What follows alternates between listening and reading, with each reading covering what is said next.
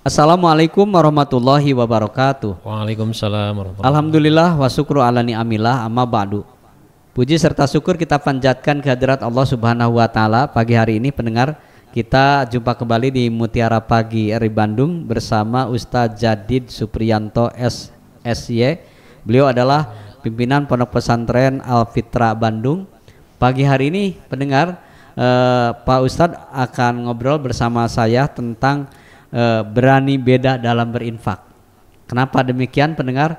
Ternyata infak itu bukan menjadikan kita menjadi miskin, dan tidak ada catatan atau yang terjadi orang yang suka berinfak menjadi miskin, menjadi hidupnya sulit, dan tidak ada orang yang berinfak itu orang disusahkan oleh Allah Subhanahu wa taala. Masya Allah, luar biasa pendengar.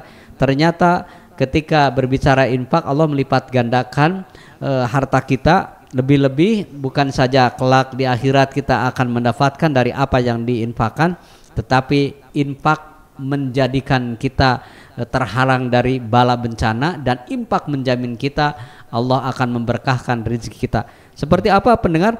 Berani beda dalam berinfak bersama Ustadz Jadid Supriyanto. Silakan Ustadz. Baik, Assalamualaikum warahmatullahi wabarakatuh. A'udzubillah, bismillah, alhamdulillah, wassalatu wassalamu ala rasulillah. Rabbi shrahli sadri wa yassirli amri wahlul 'uqdatam min lisani yafqahu qawli. Puji syukur kita tentunya panjatkan kepada Allah berkesempatan di pagi yang penuh berkah ini, di acara Mutiara Pagi ini kita bisa bersama-sama bersilaturahmi.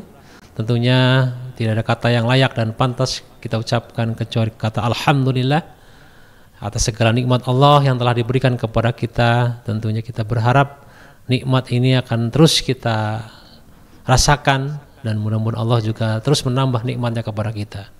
Tentunya juga sholawat serta salam semoga senantiasa tercurah terlimpah kepada hamba terkasih baginda Rasulullah Nabiullah Muhammad sallallahu alaihi wasallam, kepada para sahabat, tabi'in-tabi'innya, keluarganya, dan kita berharap semua sebagai umatnya mendapatkan syafaatnya nanti di yaumil akhir. Amin ya Allah ya rabbal alamin.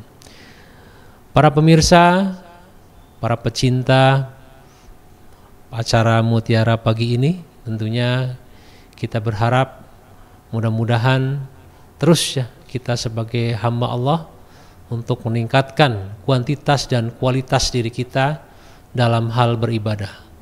Allah memberikan firman-Nya di dalam surat Ali Imran ya 133 sampai dengan 134. A'udzubillahi minasyaitonir rajim. Bismillahirrahmanirrahim. Wasyari'u ila mahfirati min rabbikum wa jannatin 'arduha asy-syamawati wal ard uiddat lil muttaqin alladzina yunfiquna fis sarra'i wal dharra wal kadhimina ghaidha wal 'afina 'anil nas wallahu yuhibbul muhsinin.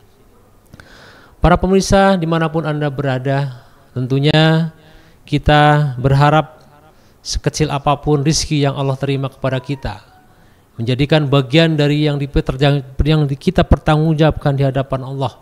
Karena apa yang kita dapatkan dan apa yang kita keluarkan seyogianya adalah semua adalah milik Allah dan akan kembali juga kepada Allah. Begitu juga diri kita, diri ini juga sama, akan kembali kepada Allah, dan kita berharap mudah-mudahan kembali Allah kita dalam keadaan yang insya Allah husnul khatimah. Amin. Allah menyebutkan dalam firman-Nya di dalam surat Ali Imran 133 disebutkan tadi, yang insya Allah kita sampaikan terjemahannya, yaitu dan bersegeralah kalian atau kita ya mencari atau dalam ampunan Allah ya, dan mendapatkan surga Allah yang seluas langit dan bumi yang disediakan bagi orang-orang yang bertakwa. Siapa orang-orang yang bertakwa? Di antaranya yaitu di dalam surat Ali Imran 134 dijawab, yaitu orang-orang yang senantiasa berinfak dalam waktu luang, dalam waktu sempit, dan orang-orang yang senantiasa menahan amarahnya dan memaafkan orang lain.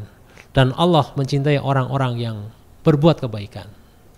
Para pemirsa yang insya Allah mengharapkan ridha Allah, Di sana disebutkan bahwasanya jalan kita mendapatkan ampunan Allah salah satunya adalah kita memberikan apa yang ada dalam diri kita, apa yang kita dapatkan rezeki dalam diri kita. Di antaranya adalah apa yang kita sebut dengan infak. Tentunya secara bahasa infak itu adalah anfaqo. Anfaqo itu adalah membelanjakan, mengeluarkan. Apa yang dikeluarkan? Tentunya harta kita. Untuk apa kita keluarkan? Untuk dijadikan kebaikan dan ibadah di jalan Allah. Dengan tentunya kita berharap dengan memberikan itu akan menjadi nilai kebaikan. Para pemirsa dimanapun Anda berada, tadi disampaikan bagaimana kalau kita hari ini berinfak ya dengan cara yang tadi disebutkan punya keberanian yang lebih ya. Bahkan disebutkan mempunyai keunikan, mempunyai inovasi ya dengan kita berinfak di jalan Allah ini. Tentunya maksud daripada hal tersebut adalah karena infak ini sangatlah jangkauannya bisa sangat terbatas ya, sangat tidak terbatas ya. Ada yang menyebutkan infak itu adalah untuk kemaslahatan, untuk ada yang misalkan contoh saya atau kami infak untuk misalkan membangun masjid ya. Kami infak untuk kemaslahatan umum misalkan untuk pembangunan madrasah, pembangunan untuk yang sifatnya kebaikan, itu juga boleh-boleh saja. Artinya cakupannya cukup luas. Begitu juga ada yang menyebutkan apa sih bedanya infak, sedekah, bahkan mungkin zakat. Kalau infak dan sedekah itu nilai perbedaannya sangat kecil, bahkan lebih diarahkan ke arah yang sama. Artinya kalau sedekah di situ ada nilai yang mungkin bisa dikatakan itu tidak terbatas karena memang ruang waktunya tidak dibatasi ya. Kalau infak lebih kepada kemaslahatan sifatnya menjangkau semua ya. Gitu sehingga infak ini diharapkan ya diri kita untuk melakukan menunaikan ini pun juga sekarang sangatlah banyak media-media kita untuk beramal baik khususnya dalam hal ini adalah berinfak.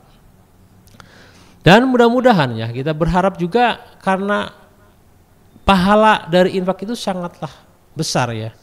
Bahkan tadi disebutkan bahwasanya dan Allah akan mencintai orang-orang yang berbuat kebaikan. Yang disebutnya wallahu yuhibbul muhsinin. Artinya kita sebagai muhsin, sebagai orang-orang yang baik ya, berharap mudah-mudahan dari apa yang kita lakukan ini bernilai positif, bernilai baik buat kemaslahatan umat. Itu barangkali sementara yang bisa diuraikan dari apa yang disebut dengan infak tadi.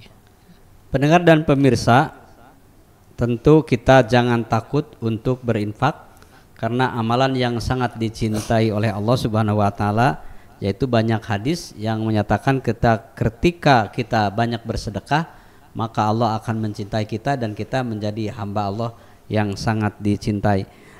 Pak Ustadz, ketika berbicara infak dan sedekah, apa sih yang membedakan? Karena ini mungkin pertanyaan biasa-biasa saja, tetapi ini sering terjadi menjadi hal yang sering muncul di masyarakat awam. Seperti apa Pak Ustadz? Baik, ya tadi sedikit kita pertegas bahwasanya infak lebih sifatnya sukarela, sifatnya lebih kepada hal-hal sifatnya kemaslahatan kebaikan umum.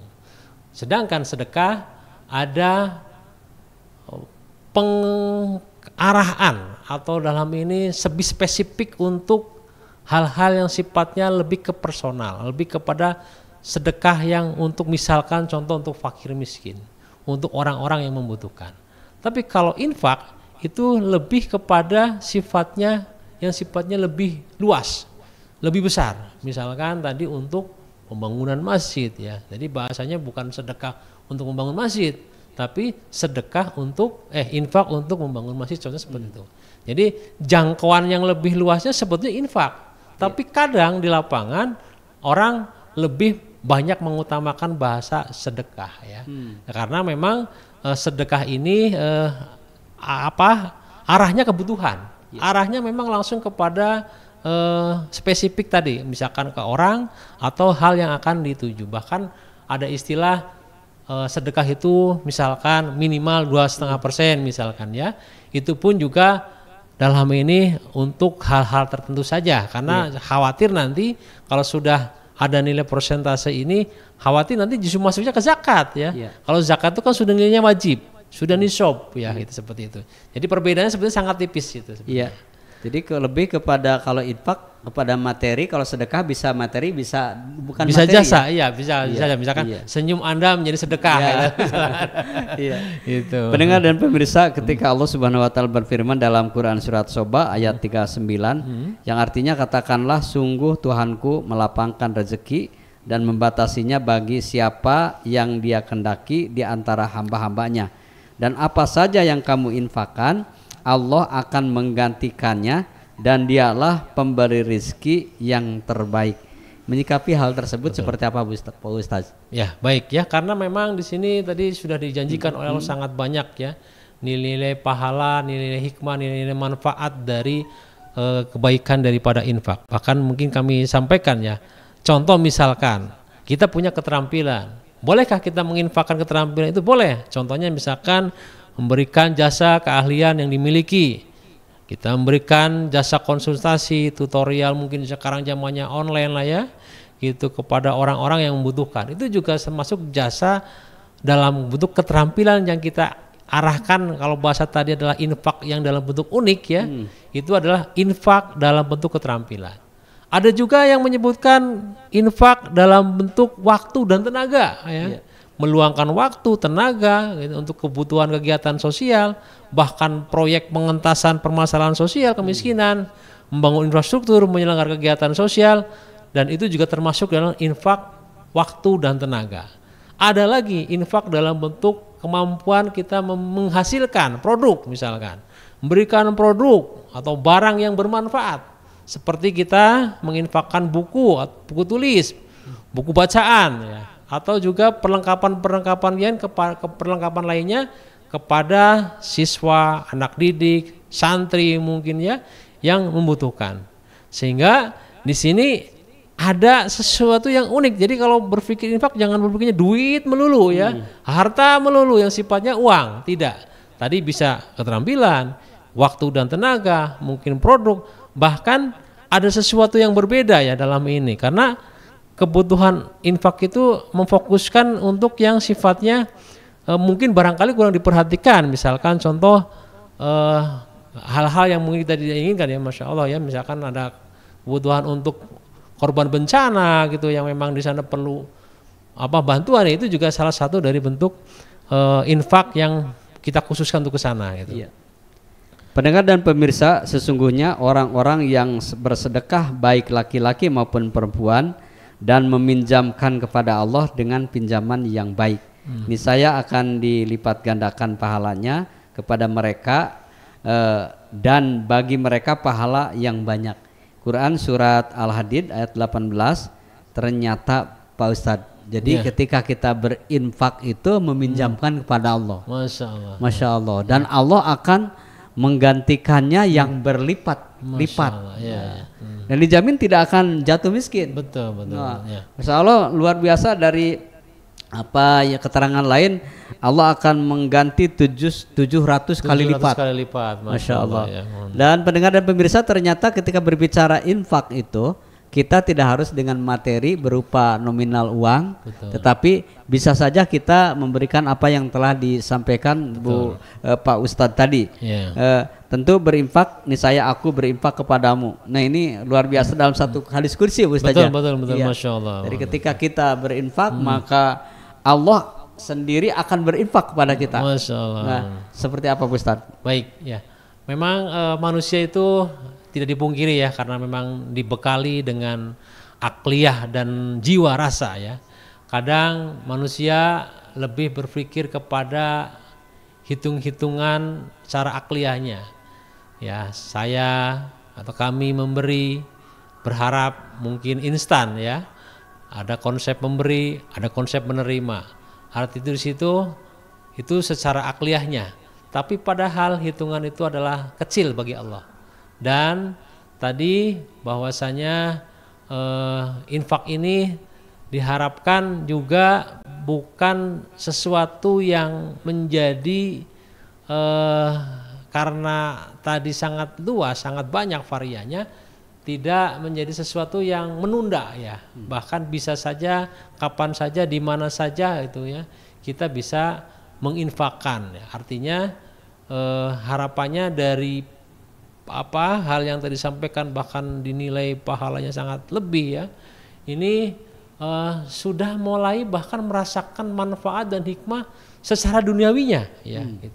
Kalau misalkan tadi berharap dan mengharapkan karena Allah itu akan memberikan kompensasi kepada hambanya, walaupun di situ kita memberikan kepada Allah ya, dan Allah sebetulnya tidak begitu untuk, artinya bukan untuk Allah ya, tapi sebuah investasi hamba untuk mendapatkan pahala. Dan bahkan terasa di dunia, misalkan aduh Masya Allah Alhamdulillah dari apa yang saya infakkan ternyata Allah memberikan solusi atau mungkin memberikan hal-hal yang menjadi kebutuhan hambanya. Itu juga salah satu dampak terasa yang secara tidak langsung ataupun langsung itu menjadi bagian daripada manfaat atau hikmah daripada infak itu sendiri. Iya. Pendengar dan pemirsa, ketika Allah melihat dari apa yang kita kerjakan, Allah melihat sesuai dengan keikhlasan kita. Betul. Allah melihat sesuai kemampuan kita tapi ikhlas. Tetapi yang paling penting kita ketika berbicara infak atau sedekah, bahwa kita harus istiqomah. Betul. Dan itu bukan saja hari ini kita menginfakkan dengan harta yang berlipat, kemudian dengan jumlah yang tidak terbatas, tetapi satu kali kita kerjakan, setelah itu tidak lagi berbuat seperti itu. Tapi lebih kepada kita beristiqomah, walaupun nilainya tidak seberapa, kita terus menerus berinfak, sebagaimana di awal tadi disampaikan oleh Pak Ustadz Jadid, bahwa pisyarra'i wad-dharra, kita dalam keadaan sempit maupun lapang tetap kita melakukan kebaikan, berinfak. Kita kan berbicara infak dan sedekah, Pak Ustadz. Dari zakat sudah terhitung 2,5%. Kalau infak itu tidak terbatas. Betul. Nah, apakah yang kemudian ada yang mengatakan bahwa dengan infak, dengan sedekah dan berani beda dari yang lain itu karena keyakinan yang menguatkan bahwa bersedekah itu akan menolak bala.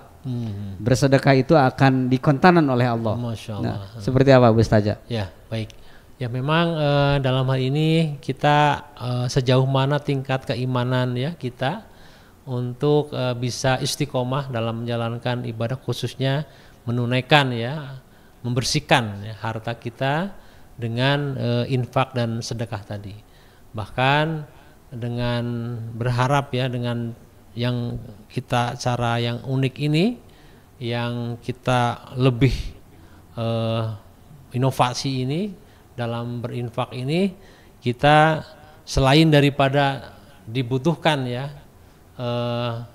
keikhlasan dan kesadaran kita untuk melaksanakan ibadah infak ini pun juga tentunya berharap dan mengharapkan juga bukan hanya sebatas hal-hal yang sifatnya duniawi ya. Karena apa? Kalau kita menghitung duniawi itu ada yang disebut mungkin kita merasa hari ini ada yang cukup, ada yang kurang, ada yang mungkin nanti Allah berikannya di akhirat sana. Bahkan tidak menutup kemungkinan ya, ujian-ujian hidup ya, cobaan-cobaan hidup itu sering menjadi ujian yang seolah-olah sebaliknya. Loh, kok saya sudah berinfak kok seperti ini ya gitu misalkan. Nah, itu tidak dipungkiri ya. Artinya rasa ya jiwa ini menjadi sesuatu yang disampaikan oleh hambanya kepada Allah ya, untuk mengeluarkan ya perasaannya.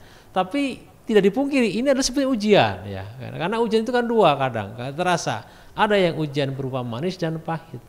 Nah ini kadang kegagalan seorang hamba manusia dalam ini itu tidak terasa pada saat beliau diuji dengan manis ya. Contoh misalkan tadi setiap berinfak terus saja sama Allah diberikan kompensasi lebih dan sebagainya.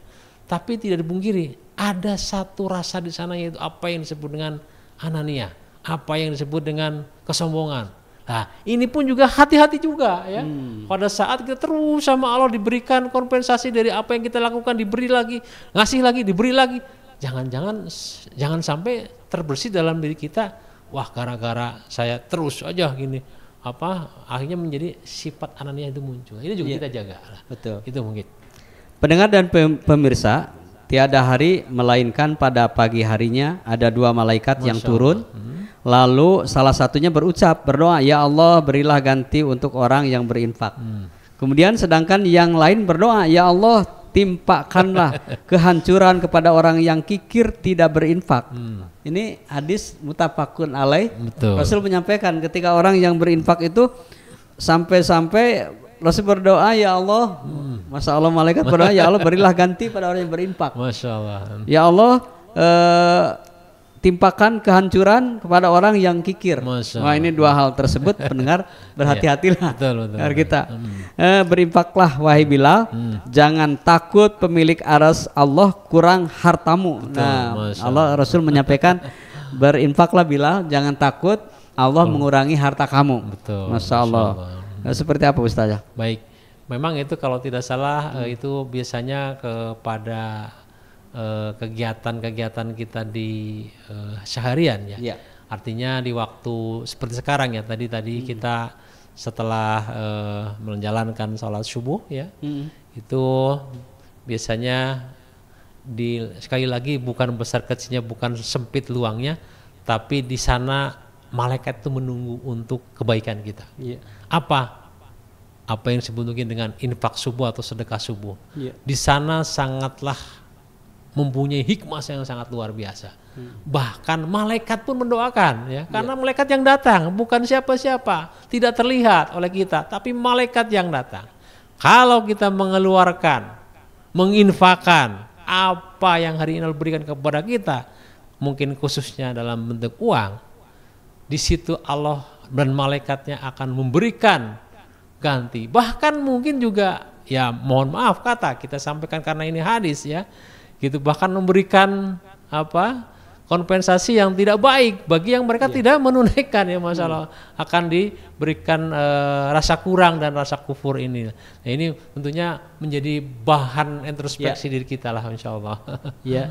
Pendengar dan pemirsa, ternyata menurut Ibnu Katsir bahwa ketika kita sering berinfak, justru setan itu menakut-nakuti. Masya Allah. Ya. Jadi kurang lebih seperti ini gambarannya. Fulan bin Fulan, kenapa engkau berinfak? Nanti hartamu habis. Nanti kamu sengsara. Nanti kamu miskin. Dan ketika kamu berinfak, orang itu tentu saja tidak akan membalas infakmu tuh. Karena ini sering terjadi ketika seseorang bersedekah, berharap dari orang tersebut sendiri kembali bersedekah terhadapnya. Padahal sesungguhnya sedekah itu balasannya itu bukan seperti itu. Dan yang lebih luas lagi pendengar pemirsa, balasan dari apa yang kita sedekahkan itu kelak di akhirat yang lebih besar. Di dunia itu hanya DP ya, sebagian. Nah itu. Jadi ternyata kata Ibnu Katsir, hati-hati ketika kita sering berinfak, setan juga tidak tinggal diam. Wah, terus datangnya dari siapa? Dari istrinya. Pak, kok kali ini jangan banyak-banyak sedekahnya, kan kemarin sudah banyak. Wah, dari anaknya, kok sedekah terus sih? Bukannya ganti mobil aku, HP aku. Bisa terjadi seperti itu, Pak Ustadz ya. Ya, betul. Ya memang tidak dipungkiri ya, karena dinamika kehidupan kita berkeluarga, bermasyarakat ini juga bersinggungan ya, berinteraksi dengan siapapun, khususnya yang terdekat adalah diri kita, istri kita, mungkin anak dan yang lainnya ya, masyarakat kita. Tentunya tadi hembusan-hembusan itu akan muncul ya, hembusan-hembusan kaitannya yang membuat diri kita ada rasa berpaling dan rasa berpikir dari rasa itu. Misalkan dengan menghitung-hitung amal, yang juga tidak juga kita juga menghitung-hitung angan-angan, karena tidak boleh ya. Angan-angan misalkan saya udah banyak infak, tenang ya, dijamin masuk surga. Tidak ada jaminan, Masya Iya, Allah. Ya, jadi seolah-olah apa yang kita hitung, apa yang kita nilai dari sebuah angka-angka yang tadi sudah kita keluarkan, sama sekali Allah itu hak prerogatif Allah untuk menjadi nilai amal yang nanti nyampe ke sana. Iya. Ya, artinya di sini tugas kita adalah melakukan ikhtiar dalam rangka kita menyelamatkan diri kita, yang terdekatnya jangan jauh nanti alam akhirat ya. Karena di sini kita yakin setelah ada alam dunia nanti juga ada alam kubur. Iya. Nanti ada alam roh, nanti alam barzah. Masya Allah terus panjang. Iya. Artinya kehidupan ini tentunya adalah tahapan periode yang akan kita lalui untuk periode alam berikutnya. Minimal terselamatkan itu dulu. Artinya ada apa yang disebut kita nanti mudah-mudahan kita terselamatkan dari syakaratul maut dengan infak ini, mudah-mudahan itu kan Masya Allah. Terus kita juga terselamatkan dari nanti apa yang disebut dengan siksa kubur dari infak ini. Artinya itu bakal terjadi, cuman masalahnya gini. Kita tidak bisa menceritakan kepada yang lain. Ya, artinya posisi kita sudah tidak ada. Gitu. Masya Allah, itu keterangan-keterangan yang ada lah. Dirahasiakan oleh Allah, berlipat ganda juga tidak terlihat. Betul. Tetapi sesungguhnya kapan sih itu bisa dirasakan? Nanti. Ini kayak cerita ya. Tapi pendengar, kita harus yakin betul bahwa ketika kita menginfakkan sebagian harta kita, ada hal yang sangat menarik buat kita. Ketika orang yang sudah meninggal, dia berkali-kali menyeru Allah bahwa kembalikan aku.